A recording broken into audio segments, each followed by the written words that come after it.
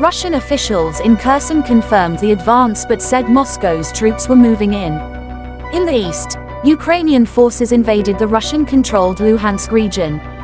Ukrainian President Volodymyr Zelenskiy said that there are new liberated settlements in several regions.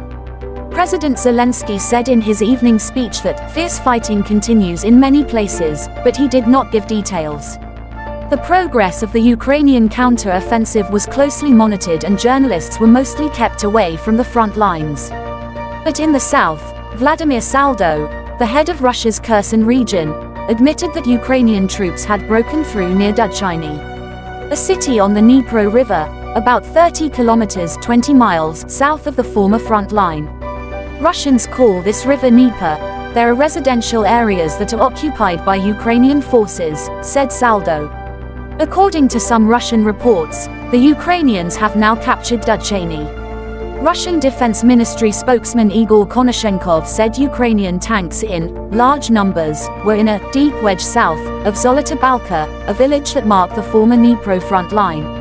He claimed that the Russians killed about 130 Ukrainian soldiers in the fighting.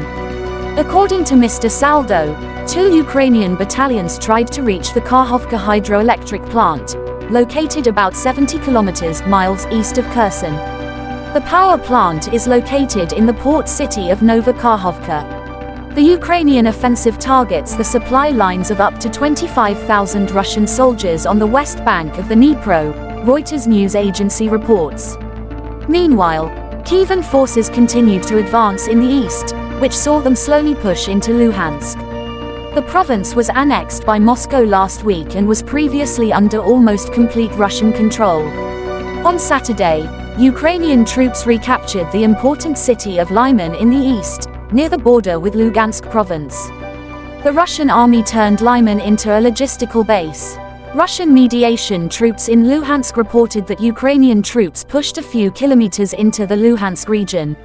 Reports suggest that Ukrainians are moving into the Russian towns of Kreminna and Swartov in Luhansk, and some pro-Kremlin bloggers suggest that Russian troops have been ordered to withdraw again. Kherson and Lugansk are among 4 regions that Russian President Vladimir Putin declared part of Russia after so-called referendums that Kiev and its Western allies consider fraudulent. Russia does not fully control any of the 4 regions. Kremlin spokesman Dmitry Peskov drew internet ridicule on Monday when he admitted that Russia was still deciding which territories it had annexed, suggesting that Moscow did not know where its own declared borders were. Peskov insisted that Lugansk and Donetsk regions as a whole are part of Russia, but said that the Kremlin continues negotiations with residents on the borders of Kherson and Zaporizhia regions. Kiev has vowed to recapture all of Russia's annexed territories, including Crimea, which was seized by Russian forces in 2001. According to the Russian Ministry of Defense, reservists who were called up to the army under Putin's mobilization order last month are now intensive training. Combat training in Russia controlled Luhansk and Donetsk regions. The Kremlin plans to call up around 300,000 reservists, although Putin has not set an upper limit.